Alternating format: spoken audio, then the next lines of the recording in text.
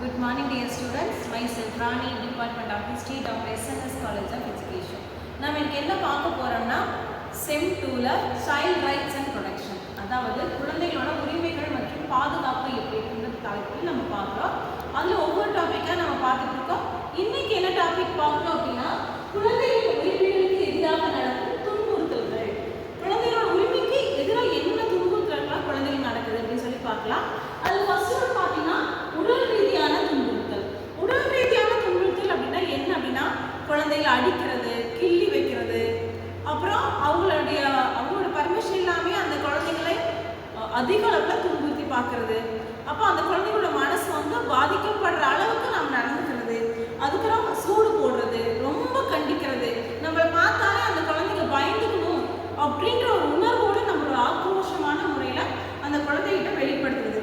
இதனால அந்த குழந்தைங்க வந்து அந்த குழந்தைங்களுக்கு சும்மா வேலைங்க கொடுத்துட்டு இருக்கிறது, ரெஸ்ட் கொடுக்காம வேலைங்க கொடுக்கறது, இதெல்லாம் அந்த குழந்தைங்களுக்கு அந்த உடல்ல ஒரு ரெஸ்ட் கூட இல்லாம துன்புறுத்தப்படுறதுதான் உடல் ரீதியான துன்புறுத்தல்னு சொல்றோம். அடுத்தது பார்த்தீங்கன்னா மன ரீதியான துன்புறுத்தல்.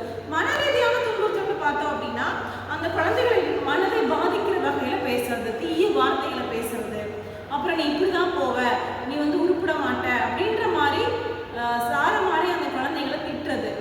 என்ன வார்த்தை பேசணும்னே இல்லாமல் அந்த குழந்தைகளுடைய மனசை பாதிக்கு, நீ மேலே வரமாட்ட, நீ வந்து எந்த வேலைக்குமே லாக்கு இல்லை அப்படின்ற மாதிரி வெளிப்படையான திட்டுதல் மூலமாக அந்த குழந்தை வந்து மனசளவுல பாதிக்கப்படுறான். அப்புறம் அந்த குழந்தை கொஞ்சம் ஊனமாக இருக்கலாம், உனக்கு ஒன்றும் தெரியாது, உனக்கு கால் நடக்க முடியாது, அந்த மாதிரி சில வார்த்தைகளை வந்து சொல்லும் பொழுது ஏற்கனவே அவங்க ரொம்ப மன பாதிப்பில் இருப்பாங்க. இந்த மாதிரி சொல்லும் போது அந்த குழந்தைங்க வந்து கண்டிப்பாக மனசளவுல பாதிக்கப்படுறாங்க. அடுத்தது பார்த்தீங்கன்னா பாலியலான துன்புறுத்தல். இது ஏற்கனவே நம்ம பார்க்குறோம். சின்ன பச்சை குழந்தைங்களை கூட விடுறதில்ல, 3 வயசு 6 வயசு 10 வயசுன்னு சொல்லி அந்த விவரம் தெரியாத குழந்தைகளை வந்து பாலியல் ரீதியாக துன்புறுத்துது. அதாவது அவங்கள தொடுறது, அவங்கள கை வச்சு பேசுறது, இந்த மாதிரியான விஷயங்கள். அப்போ அந்த குழந்தைங்க வந்து வீட்டில் போய் நீ சொல்லிட்டேன்னா நான் வந்து உன்னை பற்றி சொல்லி கொடுத்துருவேன் மிரட்டுறது. இதனால அந்த குழந்தைங்க வந்து பேரண்ட்ஸ் கிட்டேயோ இல்லை டீச்சர்ஸ் கிட்டேயோ யாருக்கிட்டையும் சொல்லாமல் அவங்க வந்து பயந்து பயந்து பயந்து தங்களுடைய வாழ்க்கையை நடத்துறது.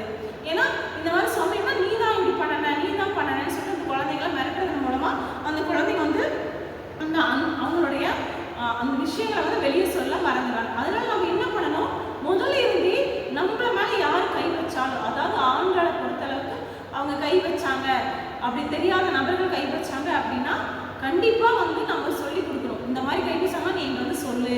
ஏன்னா அந்த குழந்தைங்களுக்கு விவரம் தெரியாது. இப்போ 6 வயசு குழந்தைக்கு என்ன வேணும்னா தெரியும், அண்ணன்னு சொல்லுவான், ஆனா அவன் அண்ணன் மாதிரி நடந்துக்கிறான்னா தெரியாது. அப்ப நம்ம அந்த விஷயங்களை வந்து சின்ன வயசுலேருந்து அந்த குழந்தைங்களுக்கு சொல்லி கொடுக்கணும் மூலமா இந்த துன்பத்துல வந்து அந்த குழந்தைகளை நம்ம காப்பாற்றலாம். அடுத்தது பார்த்தீங்கன்னா புறக்கணித்தல். புறக்கணிக்கிறது பார்த்தீங்கன்னா புறக்கணித்தல் என்பது குழந்தைக்கு உணவு, உடை, உறைவிடம் கண்டிப்பா தேவை. இது இல்லாம உணவு கொடுக்காம புறக்கணிக்கிறது. இப்போ அப்பா அம்மா இல்லை, அவங்க சித்தி வீட்லையோ இல்லை பெரியம்மா வீட்லையோ அடைக்கலம் யாராவது ஒருத்தர் இருந்து ஆகணும். ஏன்னா அவங்க பாதுகாக்கிறதுக்கு யாருமே இல்லை. அப்படி இருக்கும்போது ஒரு ட்ரெஸ் கொடுக்காம இருக்கிறது, உணவு கொடுக்காம இருக்கிறது, அவங்களுக்கு இருக்கிறதுக்கு ஒரு வீடு கூட இல்லாமல் அவங்க நாடோடிகள் மாதிரி நடக்கிறது, இந்த மாதிரி விஷயங்கள் வந்து பெற்றவங்க இருந்தாங்க அப்படின்னா கண்டிப்பாக பார்ப்பாங்க. இல்லாத சமயத்தில் யாரு பார்ப்பா, ஒருத்தவங்களை அண்டி தான் அந்த குழந்தைகள் வாழ வேண்டிய சூழ்நிலை ஏற்படுது. அடுத்தது பார்த்தீங்கன்னா பாகுபாடு பாராபட்சம். பாகுபாடு அப்படின்னா ஆண் பெண் ஜாதி மதம் இன மொழி இதை வச்சு நீ வேற ஜாதி அப்படின்ற அளவுக்கு அவங்க வந்து ரொம்ப தாழ்த்துறது. இப்போ வந்து அந்த மாதிரி இல்லாமல் நம்ம என்ன சொல்கிறோம், குழந்தைகள் என்பவர்கள் யாருன்னு கேட்டாலும் என்ன சொல்கிறோம், ஜாதி மொழி மத இன வேறுபாடு இல்லாமல் எல்லாருமே குழந்தைகள் தான் நம்ம சொல்கிறோம். அதில் ஆணும் கிடையாது பெண்ணும் கிடையாது, அனைவரும் ஒரே இனம் தான் சொல்கிறோம்.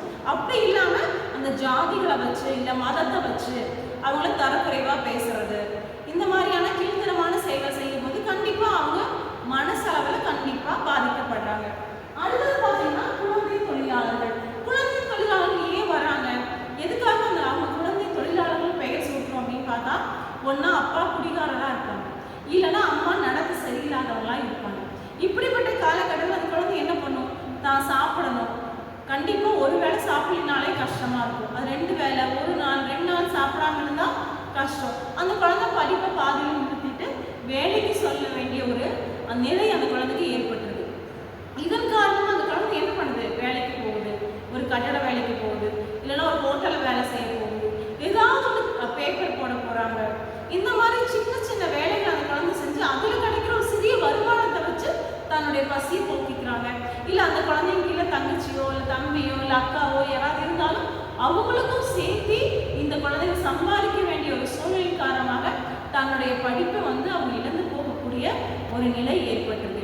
அதனால தான் இது வந்து குழந்தை தொழிலாளர் சொல்றோம். இப்போ நம்ம பார்த்தோம்னா